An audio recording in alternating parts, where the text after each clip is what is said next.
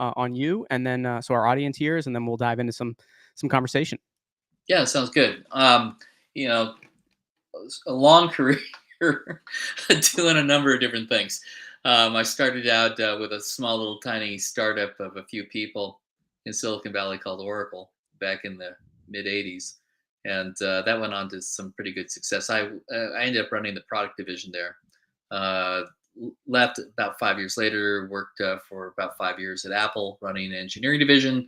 Rejoined the guy I worked for at Oracle named Tom Siebel when we built Siebel Systems. We did that for about 10 years as chief product officer, chief marketing officer, chief bottle washer, whatever, whatever it was that Tom wanted me to do.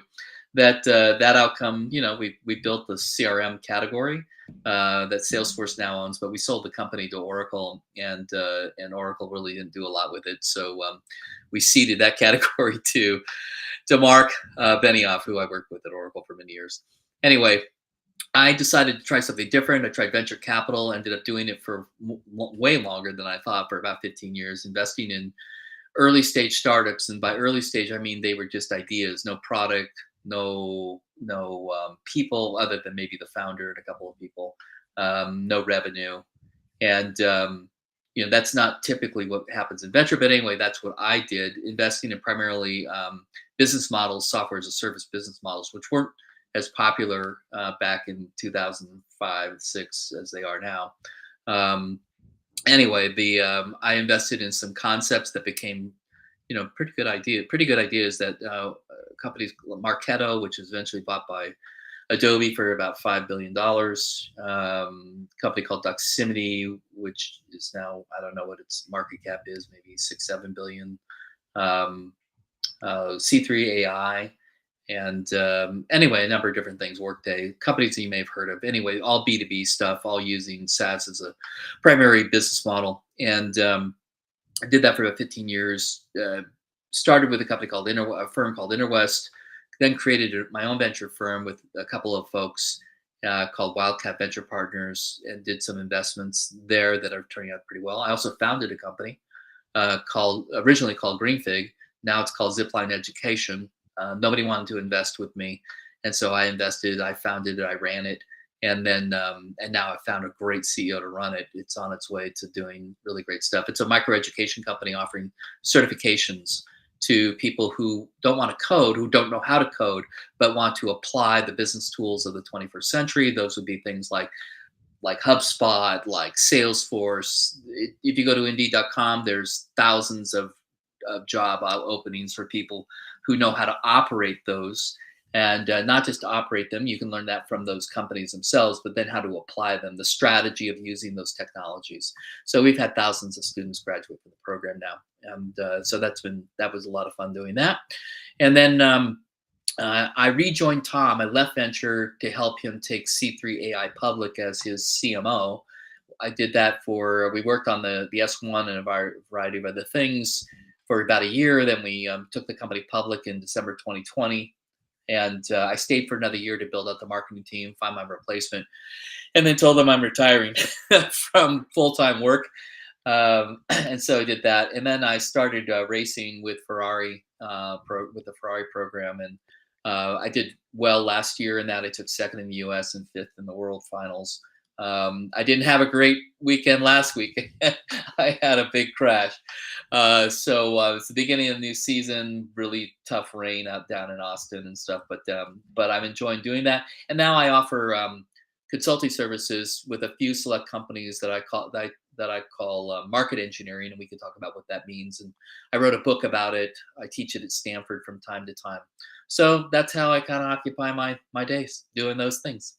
Your book still, I mean, I've read a lot of business books. It is still like one of my all-time favorites because so many books are fluff, right? And you get right into it with actionable steps that companies can take.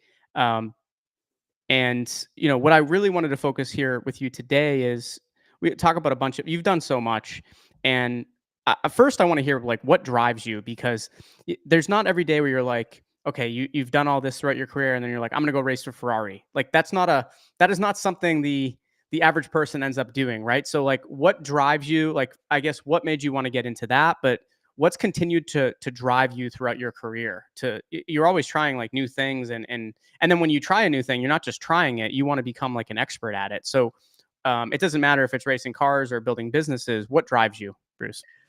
I think since I've been a kid, I've always wanted to learn something new. Something it always has to be something intellectually interesting and physically interesting as well. And that obviously it doesn't. That's not true necessarily in the business side of it, but it is true for my hobbies. So I learned to fly. Did that. I learned to. I got my instrument rating. Worked on commercial, variety of other things. I did that because I was actually afraid of flying. So I figured if I learned more about it, I'd be I'd be better off, and that ended up being true. Also, I wanted to learn how to sail, so I did that. Ended up sailing from Sausalito down through Panama and lived in the Caribbean for a couple of years doing that. Again, I hired the best person possible to help me, a guy that had been sailing for 70 years, who who stayed with us for that first part because I want to die out there because I'll tell you it's a scary ocean. So did that, and then the same thing I apply in racing. My coach, my primary coach, is a guy named Alex Pramod. He was Lewis Hamilton and Nico Rosberg, if you know those two names from F1. Alex was an F1 reserve driver. He was also Nico, who ended up being a world champion. My coach was actually faster than Nico on the team. So I always associate myself with the best people, and I drive myself to be the best. I mean, it's one of the reasons why I continue to work for Tom Siebel. He's a very tough guy to work for. He demands a lot from his people and from himself, and I appreciate that. So everything I do, I try to do something that involves both a physical side as well as an intellectual side. And whenever I do it, I try to do the best I can within my personal physical and mental capabilities. It's been that way since I was I was a little kid. Everything that I've tried, and again, I may not be the best person at any one particular thing, um, but I don't allow myself to not do the best I possibly can. So when you dig into something new, whether it's sailing, whether it's racing cars, right, flying, something new with business. What is that initial? You said you end up working with someone that is known to be one of the best in the space, so that they're teaching you. How do you learn best though? What is like day one action plan? You want to become the best. Is it a very similar process that you're attaching to each of these new things that you're learning, whether it's business or all of those other things? Um, like, what does that process look like? Of okay, I want to be. I may not have to be like I'm going to strive to be the best, but I want to become very good at this. What does that kind of learning pathway look like for you? Well, I think some of these are qualitative elements, right? It's hard to quantify what all of this is. I mean, it comes down to when you engage with somebody and talk with somebody, are they articulate? Are they knowledgeable? Do they present themselves in a way do they have provocative concepts, or are themselves driven to be successful? So sometimes it's people who may not have already achieved success, but somebody I look at and I say, okay, I recognize this phenotype. And as a result of that, I'm willing to work with that person. I'm willing to invest in that person. I'm willing to work for that person. There's very few people who I will put on the work for list. Um, but that's it, and I guess that would be hard. It's like when you interview somebody for a job for your company. Um, the most important thing after learning, do they have the skills? And sometimes I'll actually delegate the interview for skills to somebody else. So I'll say, hey, if it's an engineering role, even though I've run that, I'll find the best engineering VP I know. Would you interview this person for me for current skill sets? Um, More important is culture. Will this person? How do I work with this person? How do I talk to the person? Will they work with me? Will they be transparent? Can we work together? Whether I'm working for that person, same concept. But in the interview, I always have people ask me, will you interview this person? Especially this came down when I was on a board. Will you interview this person? I said, well, no, I'm not going to actually interview them. I'll sell them on why I'm an investor. I'll sell them on here's why I think this is going to be a great company, why you think you should join. I said, but the only thing I'm going to interview for is cultural fit. Are you going to fit in? And I feel that way both personally, as we pick our friends, you know, do we get along? Do I want a beer with this person? Or a glass of wine, or a cup of coffee, whatever that is. Do I want to spend time? We have it's a depletable asset. Do I want to spend time with this person? And so I refuse to interview people for when I'm on boards. I say I will go and sell them on why I'm an investor here. Your job is to interview them for whatever the skills. I assume that if they're meeting with me, they have the skills that you think they should have.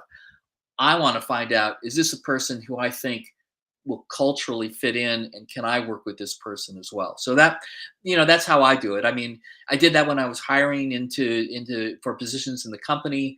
If I knew the position well and I knew what I wanted them to do, then sure, I'll interview for them for the skills.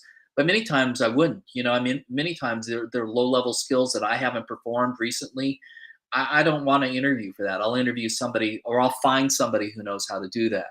I think the I think it's the way that we associate with people, right? The people who we choose to spend our time with. That's that ticks off a variety of different things. Sometimes people we don't agree with on many things. Especially in this particular political climate. Mhm. Um, Whatever it is, there are other things that we want, why we want to engage with them. They're smart, they're capable, they give us new ideas, etc. So I don't ever believe I have this, the sum of all human information in my head. I'm looking for people who will provide new information to me. Do you think some companies have gotten to a place where, because sometimes it can be, not great when you're just hiring like a lot of, I see a mistake a lot of companies make is they hire people that are all like them. So they don't have that kind of different opinions. And like to your point, like you should be kind of um, going back and forth with certain people if you're not pushing one another, if you're not bringing new things up. I see a lot of companies that end up failing. They have like everyone has like the same mindset. They're not pushing each other, because you talk about even like political climate, right? Hmm. Like I mean, I think now more than ever, you see a lot of companies that want to, if that information's known, they want to work with people that agree with their belief. But sometimes it's good to have those different beliefs, right? Like, how do you? I guess this has probably been the hardest in recent years. How do you navigate that challenge today of we want these different thinkers on the team? The best companies get that, but then how do you get the companies, I guess, that are not doing that to get out of their own way and do that? Yeah. Well, first you need to first say I don't know everything that needs to be known, and I don't know how to do everything that needs to be done. I may have an opinion on it, but if I'm the CEO, if I'm an executive or the manager, you have to be open to the fact that other people are going to maybe know how to do something differently, and maybe that's a better way than your way. I hate touching this third rail of DEI, because I think it is a third rail. For me, diversity has always been a critical part of hiring, but not the way that people think about the political way of DEI. I think about diversity of thought, like you're saying, which is, hey, do you have new ideas that you can bring? Do you have a new network that you can bring? Do you have those things? And I don't really care skin color, gender, whatever. I don't care about those things. I just care about, hey, if I had you the silver bullet to my team, are you going to bring something that's different? Are you going to bring new skill sets that are going to make us more successful than without you, and then more successful than somebody else who I might choose to bring on the team? So for me, the diversity piece has been a foundational component of since I was from very get go, in everything I've done, whether it was in school working with different groups, or my friends, or whatever it is. Um, the people the narcissists who run companies, I mean, um that's a dangerous phenotype, because if you think you know everything and you're smarter than everybody else, and that there's no, do it my way or the highway, I think you're headed for the dustbin. And plus you're not going to hire the best people. They're gonna take, they maybe join maybe initially, and then they say, I'm sorry, I want a place where I can contribute. This is not a place where I feel I can. You want to dictate what I'm doing, how I'm doing it, whatever. Great, run your company. You're probably a good person, probably a good company, whatever, but it's not for me. And I always treat people who are willing to work in my group, as people who are willing to work. They have multiple options. And so I'm lucky that if they choose to work with me, I'm better off for it, not the other way around. What do you think about the kind of the current crop of startups out there today? I've seen some that, not maybe not specifically that are following every kind of step in the foundation that you've laid out in your book. But like, what are you thinking about these? Let's not do the later stage. Let's do some of the earlier stage. And I know you're not, following every company out there, but if you had to kind of give us a concise look on where do you think startups are heading today? Do you think it's more difficult to build a business today than in years past? Because obviously now um, AI has substantially sped up a lot of things, which definitely increases, the businesses that we're going to see. But I think it also makes it, in some cases, harder for the smaller guys to maybe even compete if it's even that much faster for the bigger company. Like, what is your take? I guess I don't want to put words in your mouth on the current startup scene today. Well, I made a uh, I don't, it wasn't a hypothetical. It was based upon years of evidence um, that suggested that great product engineering is just table stakes for companies. That it's market engineering that differentiates a term I came up with in the book. It's my belief system. Market engineering is defined by 5 tenets. It's category definition or redefinition, thought leadership, storytelling, messaging, and positioning. The companies that I've seen and the ones I've invested in that have gone on to success were not only great product engineers, but the team were great market engineers. They understood the value of creating a new category or redefining an existing category. They understood how to create provocative thought leadership content into it to cause people to think different, what Steve Jobs would have said. Um, they propose new ideas into the industry that people look at and wow, that's really smart. I'd like to be a part of that particular journey versus somebody else's particular journey. Storytelling, just the ability to say, well, this is how we think and why we got to where we are and where we're going. Hey, you want to come along? Messaging and positioning, which is new language, what Christopher Lockhead would say in his book, Play Bigger, and others, which is languaging, the ability to create new language, new vernacular, and introduce it into the industry. I did that with C3. We introduced a new category called enterprise AI. And then we did a bunch of tactics, used a bunch of strategy to then create the category. Now, if you do enterprise AI, a lot of people are using that word, but when we created it, or that term, when we created it or started it in 2019, nobody, I mean, a couple of companies. So I don't think humans have changed over the last decade much. We still form relationships, we still form opinions based upon, again, do other people believe what we believe? They're sort of what Jeffrey Moore would say, where the way in which technology gets adopted through this technology adoption lifecycle, that really hasn't changed much. And the concept of market engineering hasn't changed either. What's changed is the cacophony of crap that's out there, that's being pushed out. We I think we did somewhat of a disservice at Marketo. I think Phil would agree. Phil Fernandez, the CEO, and John Miller would agree that the B2B tactics that they invented. I was just on the board that they invented. Those largely worked in 2006 and 7 and then beyond, but things have changed quite dramatically. You can't just ship out a bunch of email and expect people to open it. You can't have SDRs contacting people on cold calling and have people answer the phone. You have, and so I think the difference today is if you want to break through the noise, these concepts of market engineering are even more important than they were even 5-10 years ago. You need to clearly establish a new category. You need to name the category. You need to say things that are different that get people to go, wow, those guys that's what they're talking about is pretty interesting. And ChatGPT and any of the new LLMs and all this stuff that's out there that can then create your marketing content, none of that's going to supplant the ability to come up with innovative new ideas and have people read it or think about it or hear about it and then act against it. So spending a lot of dollars, a lot of capital on demand gen when you haven't established yourself as a thought leader initially is a waste of time and energy. Yet the first thing that happens with these venture-backed companies is the VCs want to see, hey, where's the, and show me your opportunities. How many of you, how many contacts have converted to an opportunity? How many have crossed over into a sales qualified lead? How many of these are we processing? And so they send out thousands of emails out there that are unsolicited. They send out, they have SDRs calling everybody who don't answer, and they wonder why they have a 0.001 conversion rate out of these things, and they spent millions of dollars trying to do it. It's ridiculous. It's stupid.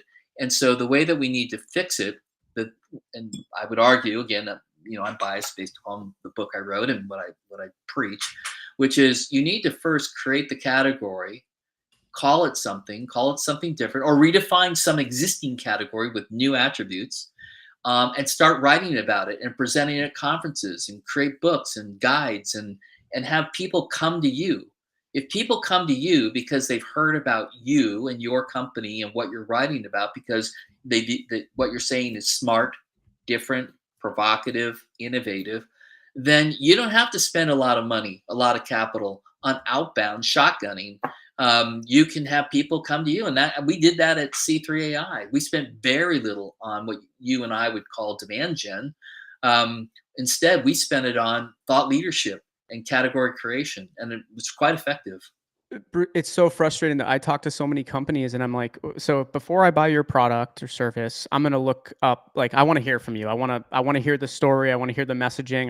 So I'm going to look for podcasts. I'm going to look on YouTube for videos of you talking or articles. And there's still so many companies I see that have so much potential that just absolutely fail on thought leadership. Like, no, none of their leaders have any videos or a posting or talking about what's happening. And even other members of the team. It doesn't even have to be the C-suite, right?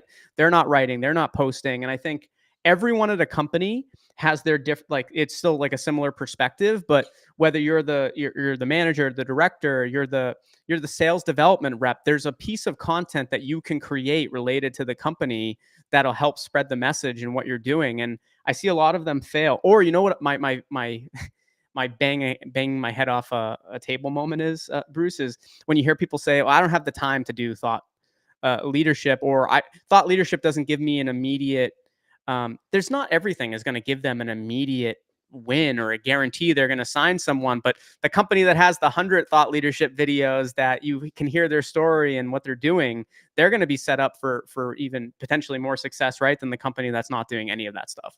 Yeah, and I don't think it's either or necessarily. I mean, I'm not saying don't do any lead gen. What I'm saying is that lead gen, in the absence of this market engineering work, thought leadership, category definition, etc., without that is you're wasting your time and energy. The way it should start is at the source. You should create a document. I call it it's a messaging matrix, and what that is source of truth for all communication from the company. Until that is written and agreed to, the words, the specific words. This is who we are. This is what we do. This is why we do it and why we're uniquely qualified to do it. Here's what we can do. Here's what we don't do. It basically becomes this, the 10 Commandments. It becomes the document of truth for the religion that you are selling. Maybe I shouldn't use that, but it is, I want to conscript you into my way of thinking. And my way of thinking is based on facts, evidence, return on investment, factual things, not marketing hyperbole. So to your point, and you don't want an SDR and a CFO and a CEO all saying different things. Everyone needs to say the same thing. If you think about it, the analogy I use is you have to build a stadium to play the game. The stadium is the category. Where are we playing this game?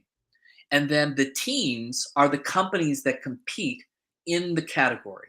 And the truth be told is, a lot of people say, well, I want my own unique category. Well, it doesn't work that way. You actually have to create a stadium where a lot of teams can play. What you have to prove is you are the best team.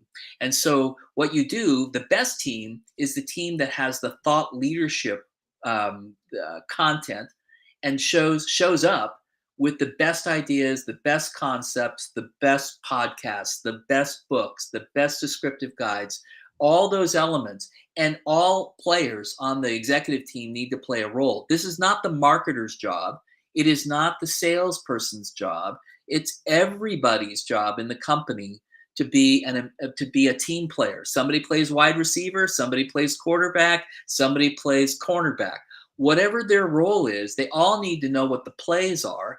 They need to know how to, and the plays are the attributes and the positioning of the company. So teams aren't doing this. A lot of people think, it's a field of dreams that people will come based upon the fact that no, they'll come when you build the stadium and you show I have the best team. I mean, just watch it in pro sports. Where's all the viewers? The viewers are watching the best teams in the business that we're in, at least in the technology business, or I would say in actually any business. People are going to go where the best teams are, and the best teams are the best product, and that's when you can do branding comes after the creation of the category. A lot of companies want to try to create the brand when they haven't first established the category, the stadium, the place to play. And this is a huge mistake I see that most startups make, and most CEOs who just go, "Hey, mark this, all this stuff, this demand gen and thought leadership. That's up to the marketer to do." Wrong. No, you CEO, this is your job. This is what you must do. You can delegate people to execute parts of those things, but you need to control this. And that's where I see. That's why 85+% of all startups, venture-backed startups, and those are the cream of the crop. That's why 85%. I've documented this in the book. Why they fail, and why 96% of all B2C startups fail. They don't do this market engineering work while they're doing the product engineering work, and that's why we see hundreds of millions, billions of dollars basically evaporating because people they're not doing the right work at the right time to generate the right result. Do you think some of these VCs though out there too are like I have some head scratching moments when I see some of the major checks that the large VC firms are writing into these companies because they're not hitting upon everything that you just said right there. And like when someone's writing a 50 or $100 million check and you're seeing that they don't have any like very little thought leader. I'm not saying this is rare, right? These companies are not getting money all the time, but I mean, are you seeing some head scratching moments out there too, where you're like, wait a second, this company hasn't even been close to figuring it out? Like, in a couple years ago, the money was it's maybe not as bad now, but I look over the last 5 years at some investments that were made in companies, and you're like, they didn't even have it figured out yet. Yeah. Well, I do think, so the one thing is that the venture capital community is comprised of very intelligent people. Many of them very, proven intelligence from the standpoint, at least book intelligence for sure. Some that have been around for a while also have street intelligence. But, you know, I didn't grow up through that community, but I learned to really respect the people who are in it, and they don't make decisions, I think, based upon, I mean, maybe some do, but the best don't make decisions based upon, a lot of crap. Um, the problem is most aren't really venture capitalists. They're early stage bankers, and so what they're trying to do is they use spreadsheets to make a decision around financial metrics and growth, et cetera, to be able to make an investment. I invested when they were just ideas. There was no product, no team, et cetera. So I had to create proxies. I couldn't, you can't use your MBA when there are no revenue. There is no revenue. There is no product, no customers, whatever. So I created proxies for that. I think that depending upon the venture firm, many of the partners tend, if they're in there, most come from an engineering background. Some have been CEOs of maybe larger companies. But for the most part, what I found is that they were a product manager, or they were somebody pretty smart in a company. I don't think that they may be innately understanding of market engineering, but they haven't personally done it. Many of them have never built $1 billion company and went through all the stages. I've done that now, I don't know, multiple times, from ideation to $1 billion revenue. And so I learned from some of the best people on the, some of the best technology executives. So all I did in the framework, this traction gap framework, and the book I wrote, Traversing the Traction Gap, all I did was document what I learned from some of the best people on the planet who have these innate qualities. And I just had the benefit of working with them, where I don't think a lot of these startup executives have had that process. And I don't think a lot of the venture capitalists have had the advantage of that either. So as a result, I think they put more emphasis on product engineering and on demand gen. And since they haven't seen the playbook of market engineering, or maybe they've seen it, but it really was in their peripheral vision, it really is just something that had happened by the time they invested. Um, I don't know whether they realize the importance of doing this work to make the company successful. Because I think if they had, they're smart. They would say, no, you guys need to do this stuff first. And I just had the proof, maybe the evidence of my own investment track record and the evidence of my operational track record. Oracle, Siebel Systems, Apple. I think I have a pretty good track record of picking the right companies to that have gone on to billion-dollar outcomes, both operationally and as an investor. And learning, all I did was just document what I saw the executives of these companies do, or what other investors have done, and I put a taxonomy together and a prescriptive guide to assess it. So this is what I think is why we have a lot of the failures, or why you see these great checks getting written. I think what people look at it and go, I don't really know, but I think the team seems pretty damn smart. I went to school with them at MIT or whatever it is, so I'm going to write the check because I don't want to get left out. I haven't found anything better. I'm going to do this one. So I think that's where the I remember the conversations with limited partners, and they would say, well, why aren't you spending time? Because I didn't do it the way other venture groups did it, and my track record's pretty good. So they would say, "Well, gee, you're a lot older than all these guys." That was a euphemism for what the hell? Why are you doing this? You're a lot older than most of these people. Why? How do you think you're going to get access to these young folks who are, et cetera? Why aren't you 25 years old and hanging out down in the marina in San Francisco or whatever? And I would say, well, I don't really need to. I'm kind of like that old bull. People actually come and talk to me because I've actually done these things, and I don't, and I'm not trying to impose my will on entrepreneurs. Instead, I try to find out, hey, do you think the way I think? Here's how I think about this market engineering stuff. Here's how it works. Diagram it out, and I found that, if I maybe I didn't see all the great deals. Oh no, I didn't see all the great deals because I wasn't part of Sequoia or Andreessen or one of those.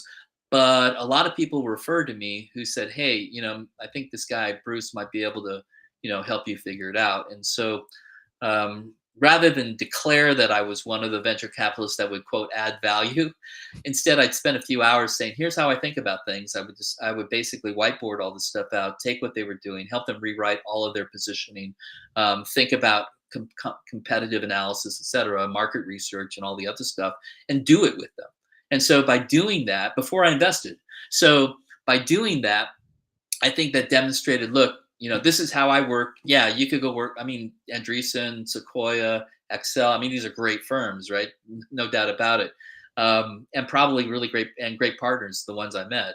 Um, but I think I can help because I'm actually a startup operating guy, and also a guy that helped to run a multi-billion-dollar business. So I've kind of been through all the phases.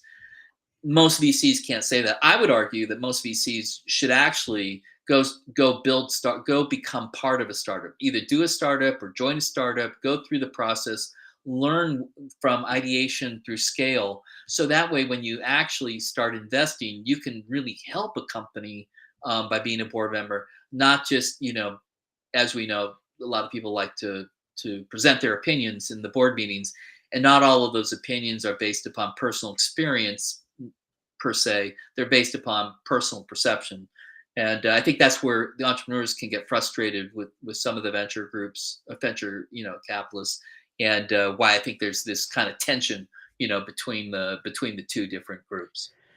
Yeah, and I think it can be dangerous sometimes to take that advice because if it wasn't, sometimes they're giving advice, right? Genuinely, what they think should be the best like avenue that the startup should use, but it's not like a maybe a proven methodology. It's something that they think like they didn't use it, right? Like this is right. This doesn't happen all the time. There's still but to your point, a lot of the best VCs were also leaders and entrepreneurs at these companies. So they're actually taking advice that they've themselves utilized. It's there's a mix, Yeah. right? Like, are there any particular companies that you think are really executing well, kind of maybe not directly, but even if it's along the same lines with kind of the framework that you developed? Well, that's a great question, and the truth is, I don't know. I'm in the process of thinking about. So this means I'm thinking about doing something. I'm in the process of thinking about doing a new addition to my book. Because 5 years has now gone by. In between, I actually went back and was the chief marketing officer of a company, and we built a category. I used all the principles from the book to help Tom build a new category called enterprise AI, and we were able to successfully take the company public. So I need to sprinkle my book with those experiences, along with working with a few other companies. But over 5 years, people have read the book, people have followed the principles, etc. And what I'm thinking of doing is asking via LinkedIn, saying, "Hey, if you've read the book and you followed the principles from the book," and there's a bunch of graphics and stuff on the website that you can use, that explain all the metrics. I'd love to talk with you because I'd like to interview you and document what you did and how it worked, what didn't work for this new edition. So I am not the only evidence I have is I personally did this with C3 AI. It was quite effective, but a lot of times it's kind of like if you have a graphics artist who's phenomenal and they create this amazing work, right? Let's say it's in PowerPoint, and they created, well, PowerPoint's the tool, so the book is the tool. Whether or not the person is a graphics artist has something to do with the tool. So I think I'm good at this market engineering stuff. I may not be good at lots of stuff. My wife tells me all the time. So I may not be good at a lot of things. I always say, when I step over the threshold of the exiting the house, I become enormously intelligent. When I cross the threshold coming into the house, I don't know anything. So that's how I feel. It's kind of like, well, maybe the tool might be good, which is the book, but maybe not everybody is a great graphics artist. So I need to say, well, maybe I need to supplement the book with quote AI. So pardon me. I need to supplement the book so it's even more prescriptive. So people maybe who aren't necessarily innate market engineers, maybe it can help them become that. So the long answer to your question is no. I don't have an inventory of companies who followed the principles and said, "Hey, what you said in your book worked. Now we're $1 billion company." I only have, for me, a proof point of one, which is me doing it with C3 AI and seeing the result of that. So that to me, that a point does not a line make. I need we need to get multiple points and figure out what the curve looks like. So in a new edition of, if you put this new edition of the book out, it would be involving more. Your ideal scenario would be to have some case studies throughout it of additional Correct. real life examples. That would be really cool. Yeah, that'd be a cool addition to it. And I'm sure there's some stuff that you'd like to add over the years that kind of would add those additional updates. But do you think like, when you look at some of these books that were written 20, 30 years ago, it's amazing, right? How some of what they were saying still applies even with all the advances we've had today. Do you feel like that's still the same with your book, even though a couple years has passed, that majority of what's in there is still applies to this market today? I do. I think that the framework is, and that's how you know it's a good framework, is if it survives the test of time. And I tried to make it so it was that, yeah, maybe the metrics the actual the actual metrics themselves might change. Like the growth rate might change a little bit, or the dollar or the capital required might change because guess what? Capital costs more today. It's we have inflation, whatever. That doesn't matter. But is there a go to product phase? Is there a go to market phase and a go to scale phase? Absolutely. Are the value inflection points, minimum viable category, initial product release, minimum viable, these sort of 4 or 5 elements, these what I call value inflection points of the framework, are those still relevant?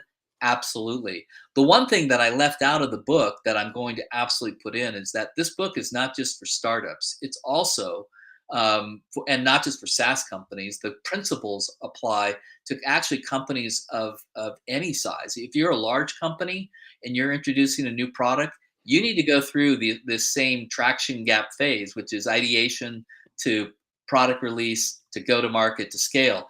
And more roughly about 60 to 70% of all new products fail that are introduced by existing companies, which was not a number I knew when I wrote the book. And because I was doing the book as kind of a marketing thing for Wildcat as a venture firm, and not really as Bruce Cleveland as an individual person, um, I will introduce at least a chapter on new product because large companies are failing over and over again for the very same reasons that startups fail. Startups are just a single product company, so that they're really no different than a new product introduction. The benefit that larger companies have is they typically have a channel, but if they're introducing a product that into a new channel, that or requires a new channel, they have a number of different issues in front of them. And so I did a disservice to the large companies by not acknowledging that.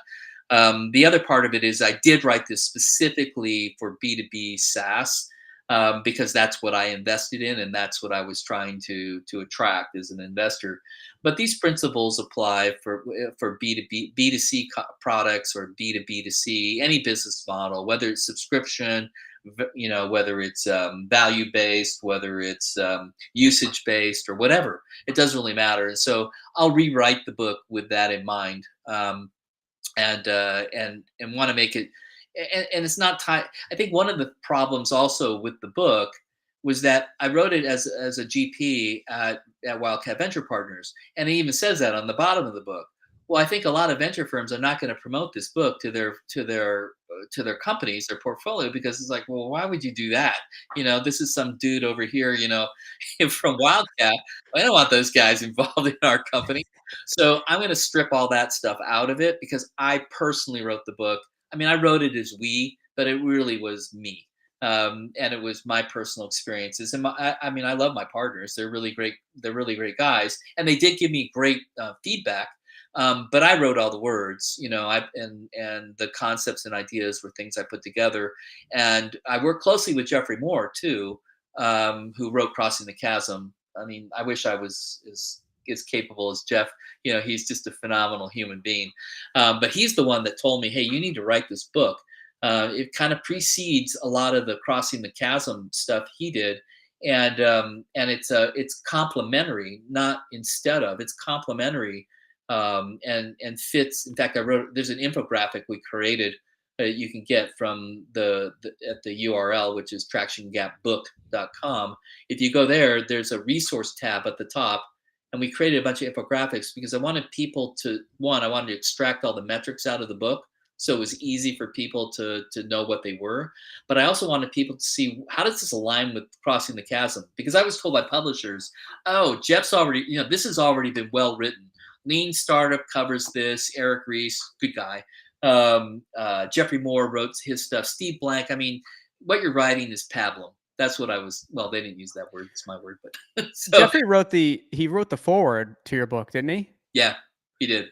That's pretty cool. Yeah. To have him do that. And what's interesting, to your point, right? With it's nothing against Wildcat, right? But having them on the book, I do see a lot of alignment with what with Crossing the Chasm. He didn't have that, right? He didn't have that firm attached at the bottom of the book. So it'll be interesting if you were to do another reiteration, it would be solo. Yeah. Separate. It'll Okay. be me alone. There's my partners help to underwrite a lot of this, Hmm. so the IP is owned by Wildcat Venture Partners, the firm, and so we're kind of figure out how the IP gets transferred to me, and I think we'll get there. It just Yeah. takes a bit of time, but the net of it is when I do it again, it'll be me alone. Maybe I'll interview my partners, for a couple of things because they're quite, the reason I partnered with them was that they're really great people. Um, but yeah, to have Jeffrey be an endorser, I mean, there's other people who've endorsed the book. I thought Aaron Levy, I mean, there's just really Steve Blank, I mean, these are pretty well-known people, and they're not going to just put their name on anything. So it was, yeah, I felt pretty honored to have those people endorse the book. Hey, without trying, on our end, I'm telling everyone to listen to this, and we don't have a affiliate with you or anything, but go buy the book.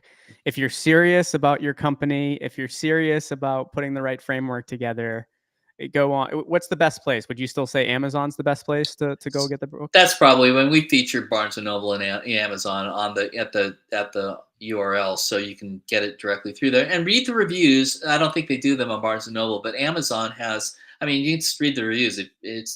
It doesn't matter what I think. This is actually one of the principles of the book. It doesn't matter what you and I think about the product. What matters is what our prospects and our customers think about the book. So to me, my customers are the people who've read the book and followed the book. I really appreciate their feedback on it. I didn't ask them to, I mean, yeah, at one point I said, hey, if you read the book, would you post something? But for the most part, I haven't really asked people to do that. There's a couple people. I got a couple negative reviews. Somebody wrote, there are so many TLAs, 3-letter acronyms in here. I don't actually think that there are a lot of 3-letter acronyms. I think actually for the book and for the concept, the framework has 5 3-letter acronyms. I'm sorry, that's what they have. They're well defined and it's pretty simple to understand them. But I think for most part, it's not written like a Michael Porter, tome for marketing, competitive marketing or whatever for Harvard. It's written to be a practical, just prescriptive guide for here's where we are. This is what you should be doing. This is what you should focus on, and even some examples of how to do it. I am doing. I'm experimenting with doing market engineering consulting. So as I don't. The reason I said I was retiring a few years ago is I didn't want to. A job is a job. 100% of the time, you need to do 150% of the job. But I only liked about 20% of what I was doing. So I only want to focus on 20% if I'm working. So market engineering is the 20% that I really enjoy. And this is about creating the messaging, the category, the from a world that looks like this to a world that looks like that. Lightning strike that Christopher Lochhead explained in his book about how to launch your company successfully. I like doing those things. It's a lot of fun for me. I like creating the new categories and seeing if we can out chess the rest of the industry. I can't do a lot of it. I can only work with a few. So at any moment in time. So I'm working with I don't know 2, 3, 4 companies doing this. It's pretty fun. And so I'm doing that as a market engineering consulting while I'm doing this race car driving thing, which which is fun, but it's not the same as obviously doing the software thing. Absolutely. Well, what's as we wrap up here? When's the next race? So if they can repair my race car, because we had an unfortunate accident in the inclement weather in Coda last weekend, if they can get my car repaired, it'll be Laguna Seca in the middle of this month in May. And if that happens, it'll be the first time I've raced on that track. So I've actually tracked there. It's near where I live, well, relatively. And it's a iconic racetrack. So that's fun. And then after that, we go to Montreal, and we're the opening act for the Ferrari for F1, or not just Ferrari, but for the F1 races. I did that last year. Took second in that race, raining again. But that's a lot of fun because there's 300,000 people in the crowd, and Wow. it's you're sitting there with all the F1 drivers. I mean, it's a phenomenal experience for somebody like me. and it's a lot of fun. The other one in the Bay Area that that we will race at is at Sonoma in August at Sonoma Raceway. You can go. They're always open to the public on Saturdays, not always open on Sundays. But I mean, there's 5 to 10,000 people there. It's you get to walk through the paddock, meet the drivers, see, touch the cars. You know, some guys I let people sit in the car. You know, because these are $500,000 machines that most people never get a chance to do, especially a race car. So it's pretty cool. with the So I encourage people to come. It's a chance to really get to experience the whole race scene. I love it. It's so cool that you're never going to be retired. By the way, like you're always doing something. Like you could. I'm sure your wife would agree. Like she probably doesn't expect you to. It's always going to be something. You love learning and you have fun. Once you get into something, I can just tell. Do you feel that same way that you'll never truly be retired? No, I'm not. I'm not going to never do anything. People have said, "Hey, Cleveland, how come you're still commenting on LinkedIn?" Well, because I read a lot. I hear what people are saying, and I read a lot. I read a lot of books. I read a lot of different things that are going on, and I try to keep in tune with what's going on. This whole AI thing is super. There's we have these every 10 years. There's kind of like a definitive something new is introduced. It could be the PC was introduced, the internet was introduced, right? We had mobile computing. I mean, it's literally at least one time a decade. And I think this whole we heard about AI, 30 years ago. We had Lisp and a lot of other crap, but no, this whole new these new concepts of LLMs and retrieval augmented generation RAG, and which is the really I think pretty cool. Um, all this stuff, prompting, whatever. This is next generational. Some will be used to, will be great, and some will just create, new porn sites. So so unfortunately, but it's very, very interesting, and it's, I'm grateful to be. I'm not going to be left out of it. I want to be. I want to be a part of it because it's just super intellectually interesting and to see what's going to happen. I think it will be transformational for productivity for people, for individuals and companies. Well, Bruce and everyone, I want to first thank you, Bruce, for joining me here today. And thanks everyone for tuning in.